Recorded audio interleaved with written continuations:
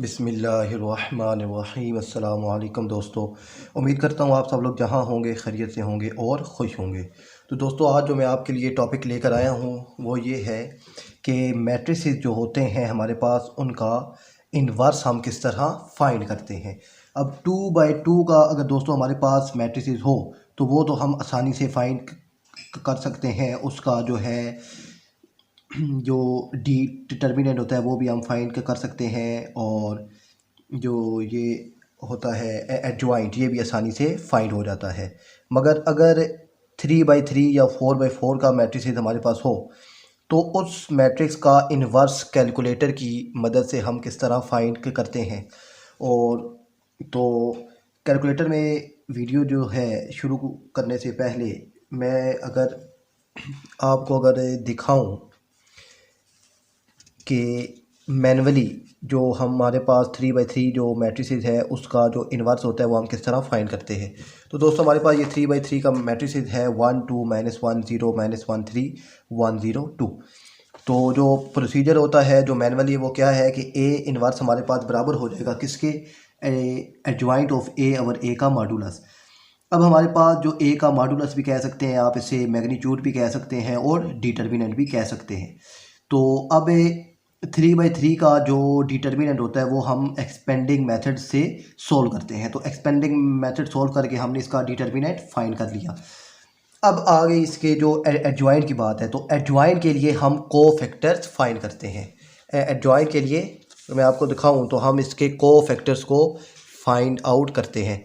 तो अब cofactor find करने का जो मेथड होता है वो क्या होता है कि A11 A12 A13 सो हमारे पास ये शॉर्ट कोफैक्टर्स होते हैं।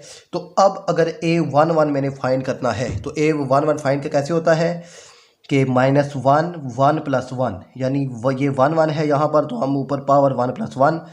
और अब इसका मतलब क्या होता है कि फर्स्ट रो और फर्स्ट कॉलम को हमने एक्सपेंड कर दिया है, और जो रिमेनिंग मेरे पास जो एंट्री बची हैं फिर मैंने इनका डिटर्मिनेंट फाइंड करना है। और इसी तरह कोफैक्टर सारे फाइंड करने के बाद फिर हम बाद में इसका ट्रांसपोज फाइंड करते हैं, और ट्रांसपोज फाइंड करने के बाद फिर हमारे पास जो फार्मूला गिवन होता है इसमें वैल्यूज इंटर करते हैं, और हमारे पास एट दी एंड लास्ट में ए इन्वर्स का ये आंसर आ जाता है। अब हमारा ये आंसर ठीक है, तो इसको कैलकुलेटर में किस तरह चेक करते हैं, तो इसके लिए हमारे पास जो प्रोसीजर है, अगर आप कैलकुलेटर में मैं आपको दिखाऊं तो दोस्तों ये चले मैं इसको उठा लेता हूँ। तो कैलकुलेटर में दोस्तों हमारे पास ये बटन होता है मोड का। आप अगर बटन मोड का प्रेस करें तो आप 6 नंबर पे अगर आप देखें तो लिखा हुआ है मैट्रिसेस, तो आपने जस्ट इंटर करना है 6 इंटर करने के बाद आपके पास ये मैट्रिसेस आ जाते हैं कि ABC। तो आपने डेटा अगर ए में इंटर करना है तो आप प्रेस करेंगे 1 इंटर करने के बाद वो आपसे पूछ रहा है कि आपके मैट्रिसेस का जो ऑर्डर है वो क्या है। तो वो 3/3 का है तो वो 1 पे है, तो 1 प्रेस कर दिया। अब मेरे पास दोस्तों जो इंट्रीज़ हैं मैट्रिसेस की वो मैंने इंटर करनी है। तो इंट्रीज क्या है 1 2 -1। तो आपने इंट्रीज अब कैसे इंटर करनी है इसके अंदर, अगर आप गौर से देखें तो मैं आपको अगर दिखाऊं तो ये आपने प्रेस करना है 1 इंटर हो गया। इसके बाद आपने प्रेस करना है इक्वल का बटन, इक्वल प्रेस करेंगे तो आपकी इंट्री इंटर हो जाएगी। इसी तरह दूसरी है 2, आपने 2 प्रेस किया, फिर इक्वल, फिर -1, फिर आपने -1 इंटर किया, फिर इक्वल। तो ये देखें आपकी इंट्रीज जो आपके एलिमेंट्स हैं इसमें मैट्रिसेस के वो इंटर हो रहे हैं। अब 0, फिर इक्वल, फिर -1, फिर इक्वल, और इसके बाद 3 और फिर इक्वल। इसके बाद 1 0 2 है, 1 0 2, 1 इक्वल, 0 इक्वल और 2 इक्वल। आपने सारे मैट्रिसेस की इंट्री इसके अंदर इंटर करने के बाद आप इसको सेव कर लेना है। सेव करने के लिए आप प्रेस करेंगे बटन ऑन का भी, और AC का बटन भी आप प्रेस कर सकते हैं। इसके बाद आपने प्रेस करना है दोस्तों शिफ्ट, और आप अगर ये 4 नंबर पे देखें तो 4 नंबर के ऊपर लिखा हुआ है मैट्रिक्स, आपने इसको प्रेस करना है। तो यहाँ पर प्रेस करने के बाद आपके पास ये मैट्रिसेस की एक जो है आप कहने कि विंडो सी ओपन हो गई है। तो इसके अंदर आपने डेटा जिस मैट्रिक्स के अंदर सेव किया है वो है A। तो A का नंबर है 3, तो आपने जस्ट 3 इंटर किया तो आपके पास मैट्रिक्स A आ गया। अब आपने इन्वर्स फाइंड करना है। तो इन्वर्स के लिए दोस्तों ये आपके पास देखें बटन है जिसके ऊपर x फैक्टोरियल लिखा हुआ है, x फैक्टोरियल आपने इसे प्रेस करना है, और ये ऊपर इन्वर्स आ गया। तो आपने ये करने के बाद जस्ट इक्वल का बटन प्रेस करना है। तो आपके पास ये देखें इसका आंसर निकल कर आ गया है।